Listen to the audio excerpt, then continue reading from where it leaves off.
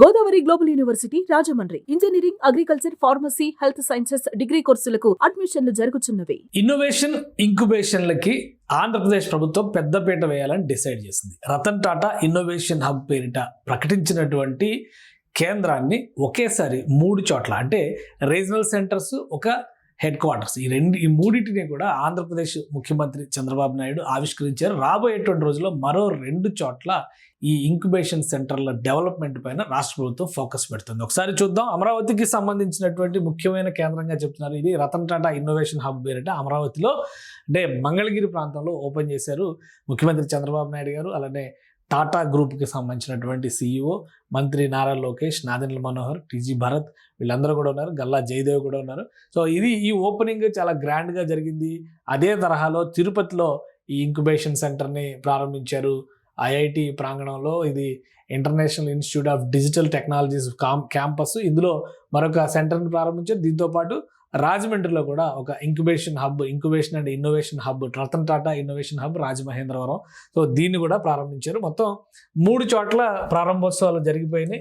అలానే ఇంకొక 2 చోట్ల ఇప్పుడు విశాఖ అంటే వైజాగ్, అలానే అనంతపురంలో ఈ మరొక 2 సెంటర్ల డెవలప్మెంట్ పైన రాష్ట్ర ప్రభుత్వం ఫోకస్ పెట్టింది. అతి త్వరలోనే ఇవన్నీ కూడా ప్రారంభం కాబోతున్నాయి. అంటే ఆంధ్రప్రదేశ్కి సంబంధించి ఒక హెడ్ క్వార్టర్స్గా అమరావతిలో ఏర్పాటు చేసిన, మంగళగిరిలో ఏర్పాటు చేసినటువంటి హబ్ కేంద్ర స్థానంగా పనిచేస్తుంది. ఇవన్నీ కూడా రీజనల్ సెంటర్స్గా పనిచేస్తాయి. రాబోయేటువంటి రోజుల్లో యూనివర్సిటీలు, కాలేజీలతో టైప్ అవడం, professional skilling training programs conduct చేయడం, కొత్త ఐడియాలు స్టార్టప్స్గా సంబంధించి కావచ్చు, అలానే ఇన్నోవేటివ్ టెక్నాలజీస్ పైన ఫోకస్ చేసేటువంటి వాళ్ళకి ఒక ఫెసిలిటేషన్ సెంటర్స్గా ఇవి ఉపయోగపడతాయి.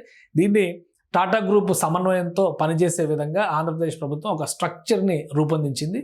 కనీసం ఒక 1000 మందికి అమరావతిలో ఏర్పాటు చేసినటువంటి కేంద్రంలో ఒక 1000 మందికి సరిపడినంతగా ఇక్కడ ఏర్పాట్లు చేశారు. అలానే ఒక ఫ్లోర్ మొత్తం కూడా అంటే మయూరి టెక్ పార్క్లో ఉన్నటువంటి ఒక ఫ్లోర్ మొత్తం కూడా దాదాపు 50,000 స్క్వేర్ ఫీట్ని పూర్తి స్థాయిలో ఇన్నోవేషన్ హబ్ కింద డెవలప్ చేయడానికి రాష్ట్ర ప్రభుత్వం ఏర్పాట్లు చేసింది. దానికి తగినటువంటి సిబ్బంది అంటే ఇంటర్నల్గా జరగాల్సినటువంటి ఒప్పందాలకు సంబంధించి కూడా వివిధ సంస్థలతో కూడా ఈ ఒప్పందాల ప్రక్రియ ముందుకు సాగుతున్నట్టుగా ప్రభుత్వం చెప్పింది. ఇదే తరహాలో రాష్ట్రంలోని మిగతా ప్రాంతాల్లో కూడా కొత్త విద్యా విధానం, ఆధునిక ఆవిష్కరణల పైన ఫోకస్ పెట్టే విధంగా టెక్నాలజీని ఉపయోగించాలని చెప్పి రాష్ట్ర ప్రభుత్వం భావిస్తుంది.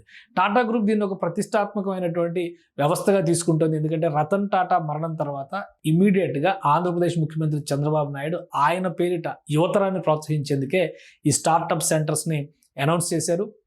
వీటిని ఇంక్యుబేషన్ అండ్ ఇన్నోవేషన్ హబ్స్గా డెవలప్ చేయాలని చెప్పి డిసైడ్ చేశారు.